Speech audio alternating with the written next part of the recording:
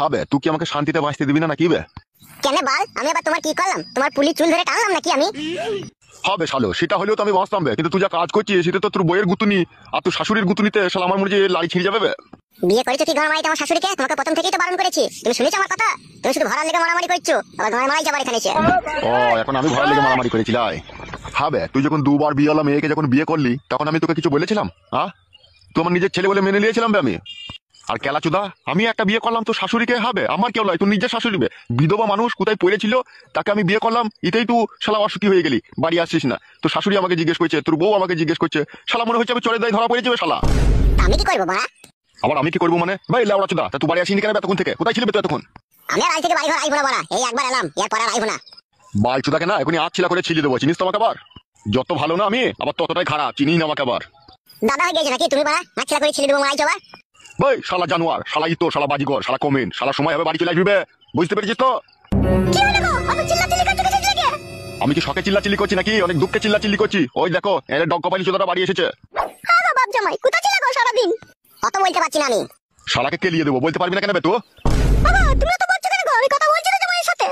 বলগা ফাদা, তোরাই বলগা, ও শালোকে আমি বুঝাইতে পারিওনি আর পাইবও না। বাবা জামাই তুমি ঘরে এসে গো, সারাদিন জুমা না খেয়ে বসে আছি তোমার লেগে। বাবা তুই মরার পরে তোকে শ্মশানে নিয়ে গিয়ে আমি তোকে পেট্রোল দিয়ে পোড়াবো, তোকে বলে দিলাম আমি, দেখবি? বাবা জামাই ওসব কথা বলতে নাই, বাবা হয় ঘরে এসে তুমি। ও শালো হারামখোর বাবা, ও শালো বাবা নামে কলঙ্ক। মারার মাথা, ছেলে পেলে ওরা মানুষ করেও শান্তি নাই।